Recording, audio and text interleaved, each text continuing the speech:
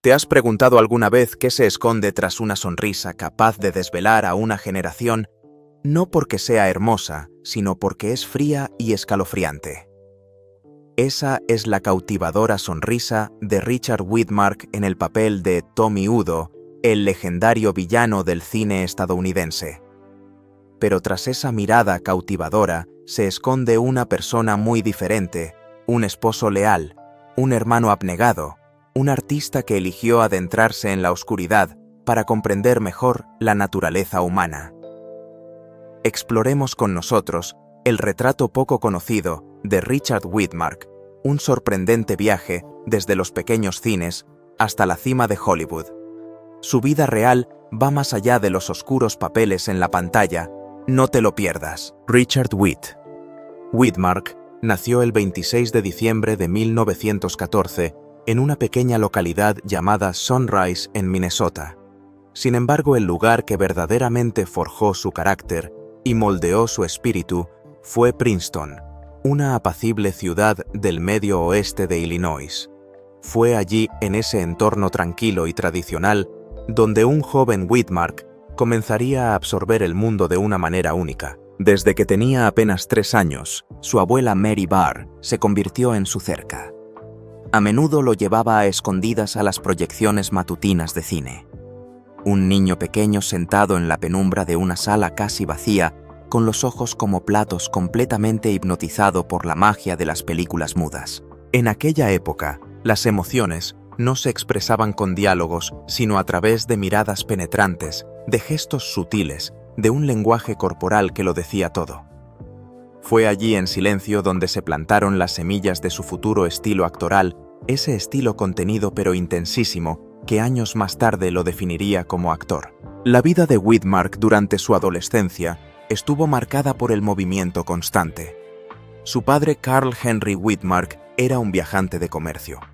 Richard lo acompañaba en muchos de esos viajes, aprendiendo sobre la marcha 2 lecciones vitales: la capacidad de adaptarse a cualquier situación y una profunda resiliencia interior.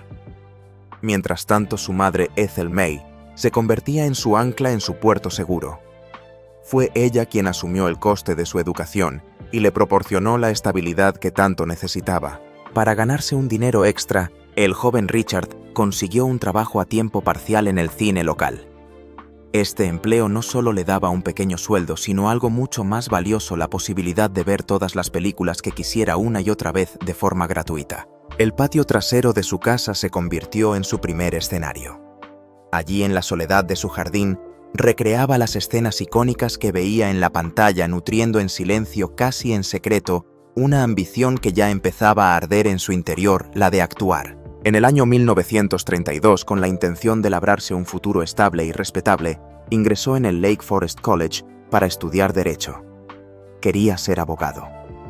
Sin embargo, justo cuando se encontraba en su último año de carrera, en 1936, el mundo de Widmark ha cambiado. Sus padres se divorciaron. Este no fue un simple trámite legal, fue un golpe emocional de una magnitud tremenda para él. La familia en una profunda discordia religiosa que añadía más tensión a la ruptura. Su padre era luterano, su madre practicaba la ciencia cristiana y su abuela era una devota católica.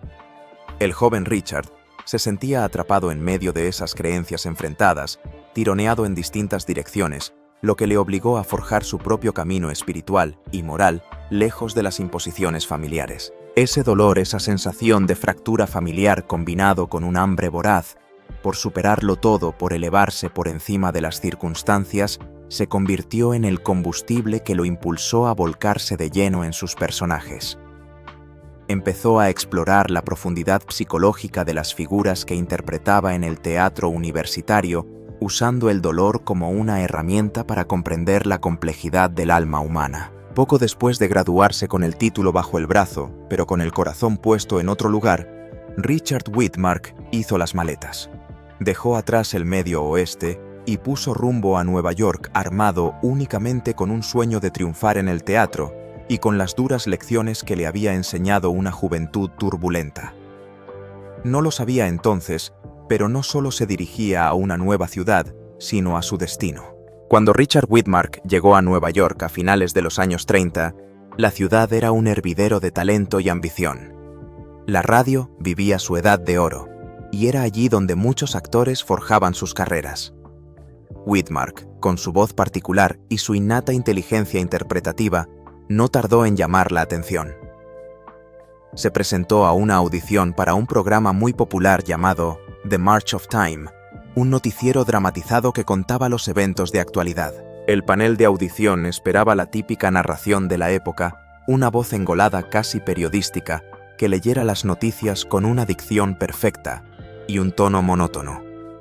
Pero Widmark hizo algo completamente diferente.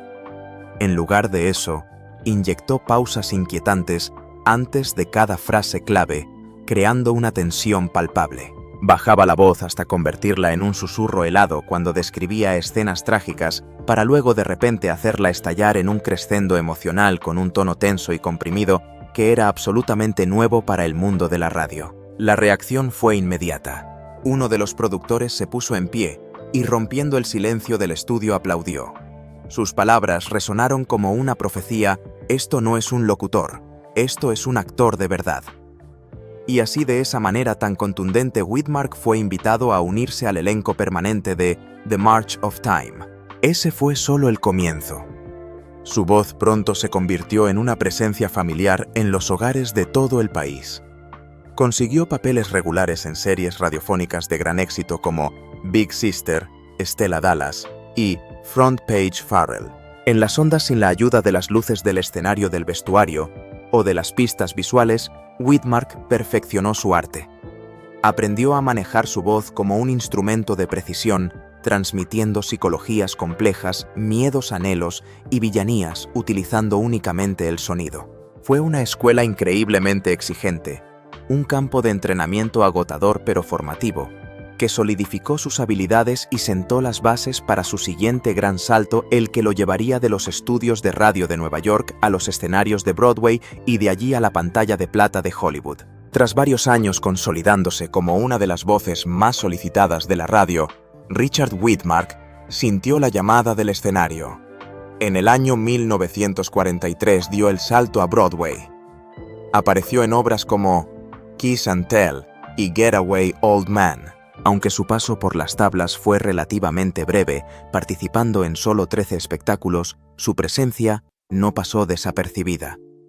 Bajo la dirección del legendario George Abbott, un gigante del teatro, Widmark demostró una confianza y un dominio del tiempo escénico que dejaban una impresión duradera. Tenía una habilidad casi sobrenatural para construir la tensión dramática, para mantener al público al borde de su asiento con una simple mirada o una pausa calculada. Y entonces ocurrió uno de esos momentos que el destino parece guionizar. Durante una de las primeras funciones de preestreno de Kiss and Tell, un hombre muy importante se sentó entre el público por pura casualidad. Era Darryl F. Zanuck, el poderoso jefe del estudio 20th Century Fox. Zanuck estaba en plena búsqueda de un rostro nuevo. Alguien con una chispa especial para una película, que estaba preparando una película de cine negro titulada Kiss of Death, El beso de la muerte. Desde su butaca, Zanuck quedó instantáneamente cautivado por lo que vio en el escenario. Observó cómo Widmark, en el clímax de una escena, bajaba la voz hasta casi un murmullo, parpadeaba una sola vez de forma lenta y deliberada, y luego estallaba con una emoción contenida que electrizaba el teatro. Zanuck supo en ese instante que había encontrado a su villano, pero no fue solo su talento lo que convenció al magnate del cine. Fue también su increíble profesionalismo. En otra ocasión, justo antes de su última función, Widmark cayó enfermo con una fiebre altísima. Sin embargo, salió al escenario y realizó su actuación sin que ni el público ni sus compañeros de reparto sospecharan lo más mínimo. Esa ética de actuar pase lo que pase, esa dedicación sin concesiones, convenció a Zanuck de que no solo estaba ante un gran actor, sino ante un profesional de una integridad a prueba de bombas. Inmediatamente lo invitó a hacer una prueba de cámara para el papel que lo cambiaría todo para siempre, el del gángster psicópata Tommy Udo. En el año 1947, a la edad de 33 años, Richard Widmark entró oficialmente en el mundo del cine. Zanuck, fiel a su intuición, le entregó en bandeja de plata el papel de Tommy Udo. El director de la película, el veterano Henry Hathaway, se mostró escéptico al principio. No estaba seguro de que aquel actor de teatro de rostro inteligente y aspecto relativamente normal pudiera encarnar con semejante villano. Sin embargo, Hathaway trabajó intensamente con Widmark durante los ensayos. Juntos perfeccionaron cada detalle, el ritmo de los diálogos, la cadencia de sus movimientos y, sobre todo, esa escalofriante calma que precedía a sus estallidos de violencia.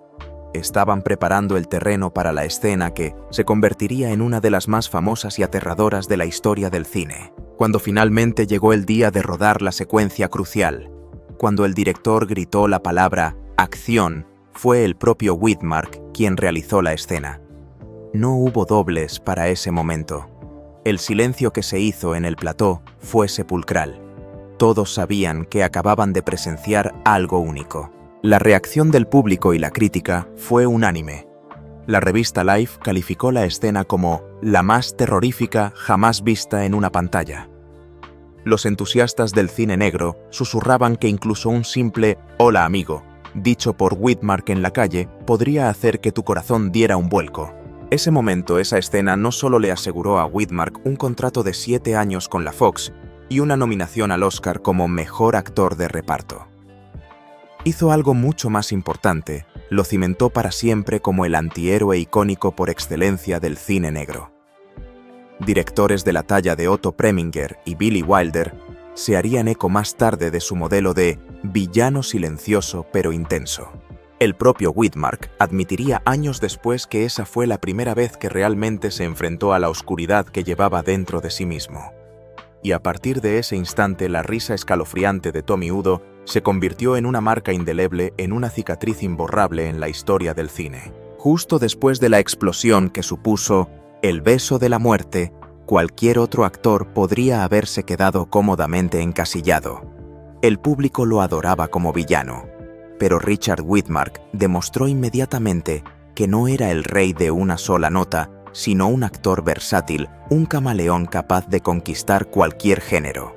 En Cielo Amarillo, del año 1948, se despojó por completo de su imagen de psicópata para interpretar a Dud, un forajido temerario del oeste. Un personaje lleno de bravuconería, sí, pero que escondía un alma atormentada y rota. Se convirtió en el contrapunto perfecto para el comportamiento tranquilo y sereno de la estrella de la película, Gregory Peck. Widmark supo extraer cada destello de locura en los ojos de Dud, cada sonrisa desafiante. Es también un hombre afligido por una profunda soledad, con silencios que hablan de la pasión y la tragedia que se esconden bajo su temeridad. Esta actuación fue una declaración de intenciones. Widmark no estaba atrapado en un estereotipo. Era un actor con capas emocionales capaz de equilibrar la agresión más cruda con una profunda y genuina humanidad. A continuación, en El demonio del mar de 1949, cambió radicalmente de registro. Widmark interpretó a un viejo marinero con una calidez en la voz y una empatía en la mirada que guiaban a los espectadores a través de las tormentas en alta mar. Pero se negó a limitarse a actuar como un viejo. Quería ser auténtico. Aprendió a hacer nudos marineros, a trepar por los aparejos del barco y a manejar el timón de la goleta él mismo. Hay una anécdota que define su dedicación durante el rodaje: una fuerte ráfaga de viento le voló el sombrero. En lugar de dejar que un miembro del equipo lo recogiera, Widmark detuvo la producción, trepó por la cubierta y lo recuperó él mismo sin necesidad de un doble.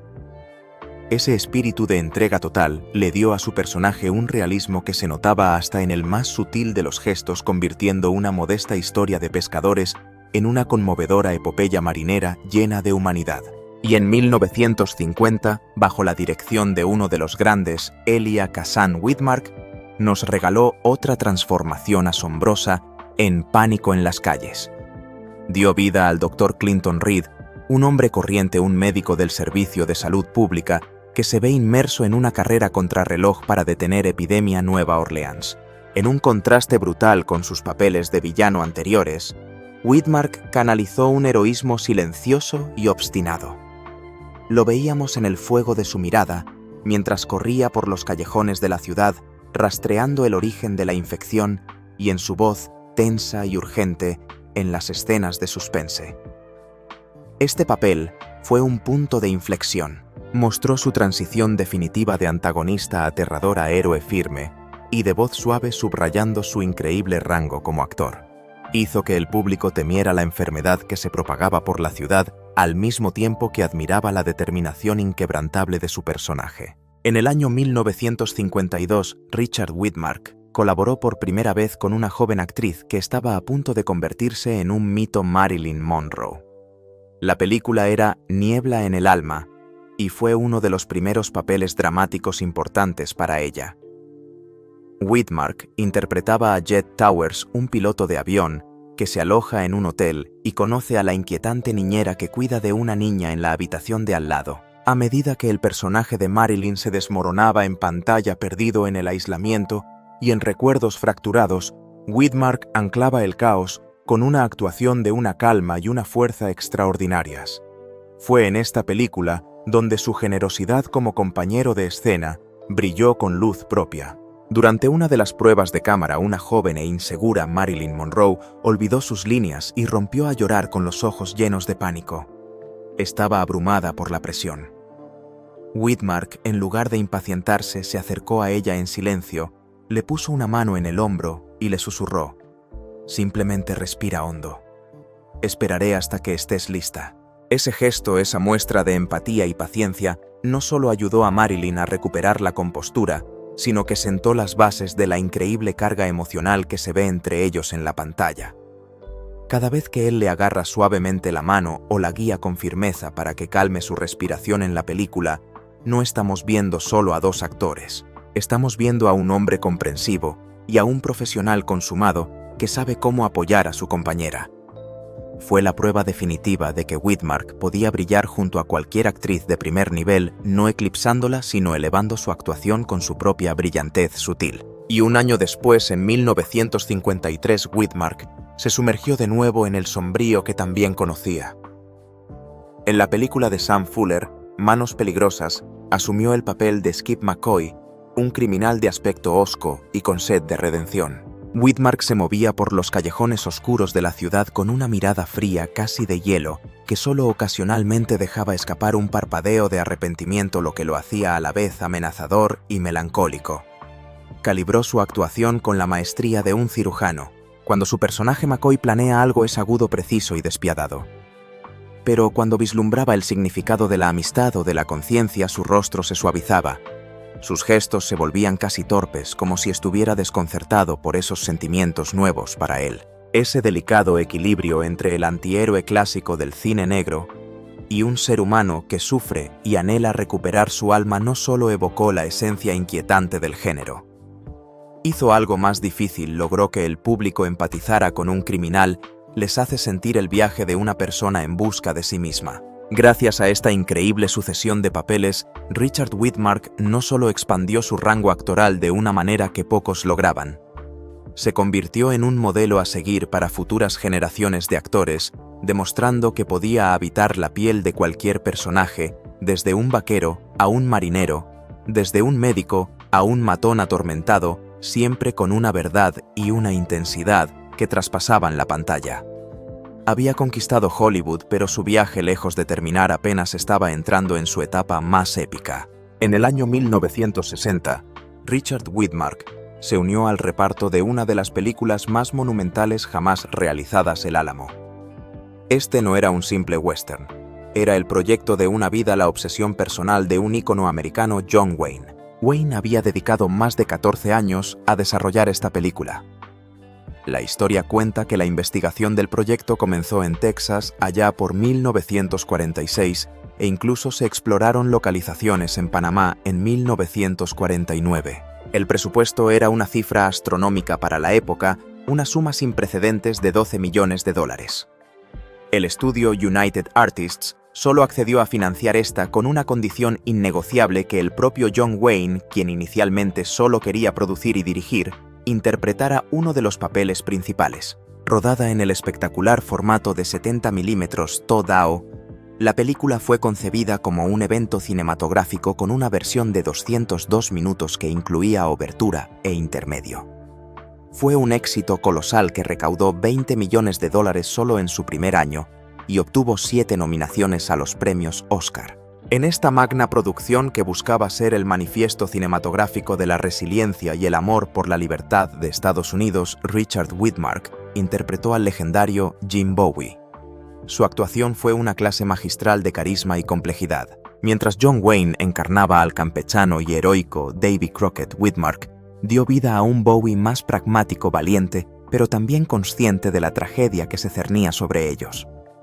Bajo su piel, el espíritu de sacrificio y los discursos patrióticos de la película adquirieron una capa de gravedad y humanidad conmovedora. Sipú El Álamo demostró que Widmark podía brillar en la épica más grandiosa. Su siguiente película, apenas un año después, en 1961, lo consagró como un actor de una profundidad intelectual y moral abrumadora. La película era Vencedores o Vencidos, también conocida como El Juicio de Nuremberg. Aquí Widmark se unió a uno de los elencos más impresionantes de la historia del cine, una auténtica constelación de estrellas que incluía a Spencer Tracy, Burt Lancaster, Marlene Dietrich, Judy Garland y Maximilian Schell. En esta poderosa obra, Widmark interpretaba al fiscal militar, el coronel Tad Lawson, el hombre encargado de llevar ante la justicia a 4 jueces nazis responsables de las políticas de. Ambientada 3 años después de los juicios principales a los líderes nazis, la película se desarrollaba en un clima de enorme tensión en plena Guerra Fría. Con una voz autoritaria, una mirada que no flaqueaba y una determinación de acero, Widmark entregó sus argumentos en escenas de una tensión casi insoportable. Su personaje era la conciencia implacable de la película, el que se negaba a olvidar. El filme, con un presupuesto de $3 millones, recaudó 16 millones.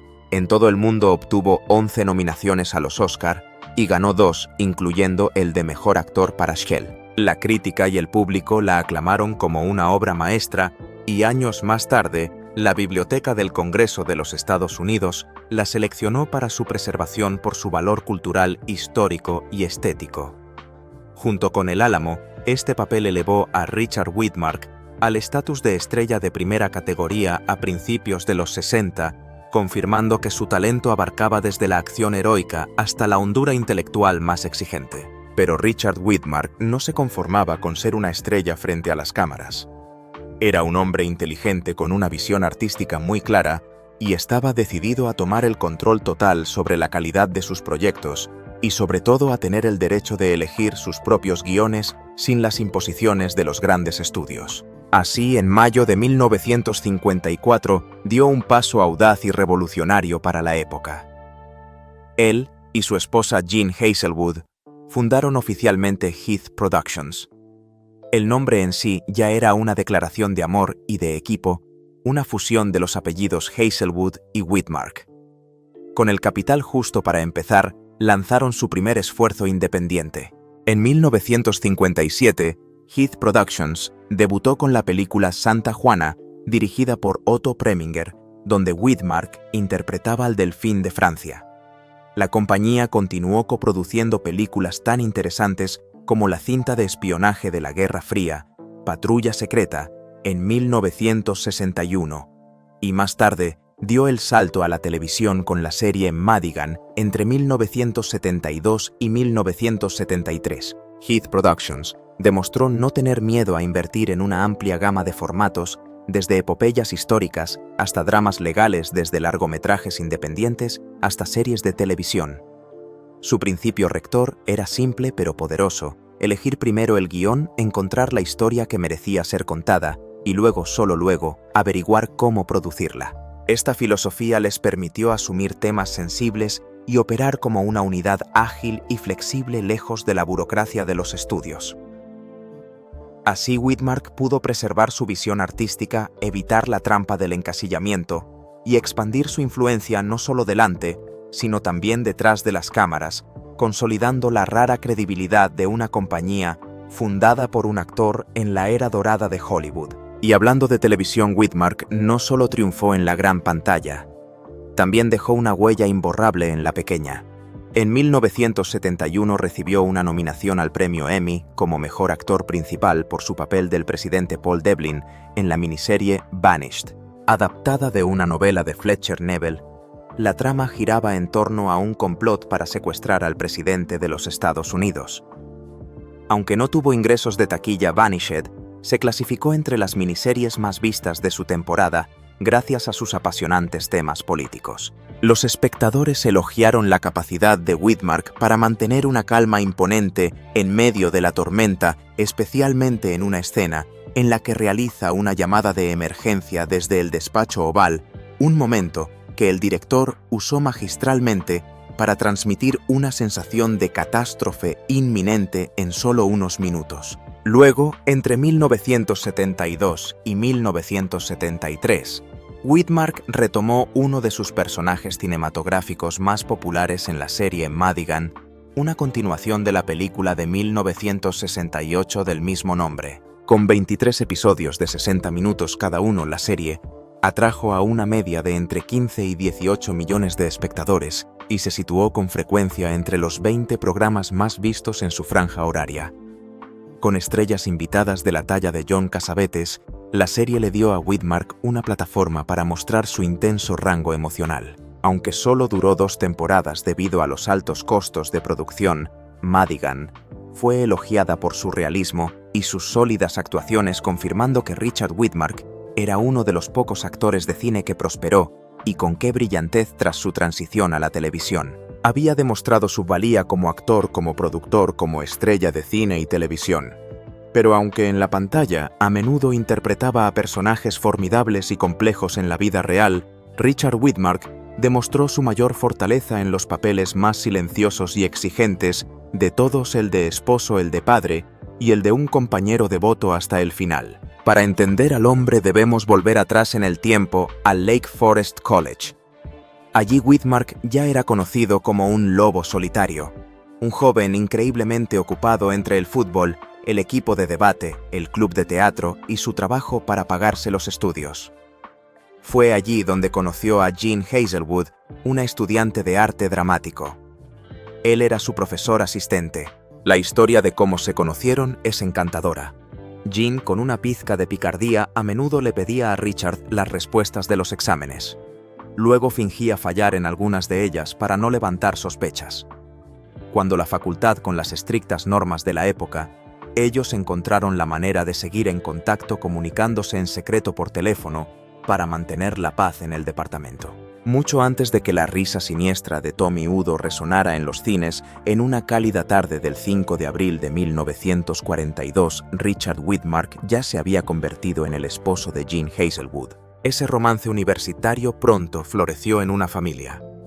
3 años después, en 1945, dieron la bienvenida a su única hija, Anne Heath.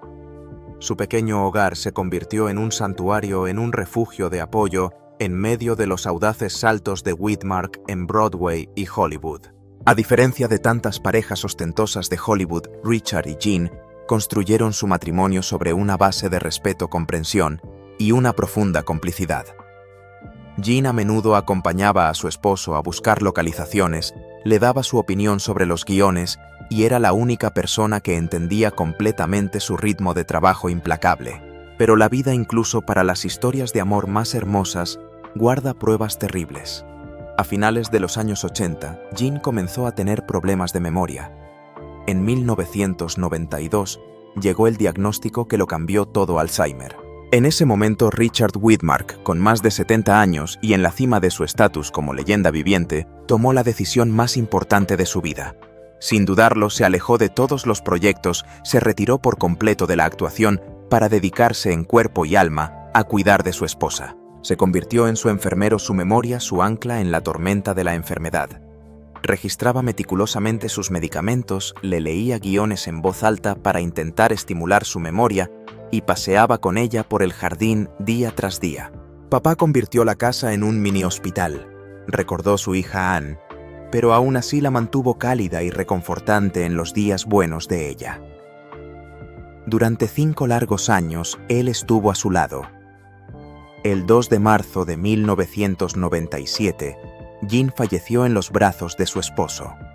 El amor de su vida se había ido, y la devoción inquebrantable de Widmark no se limitó a su esposa.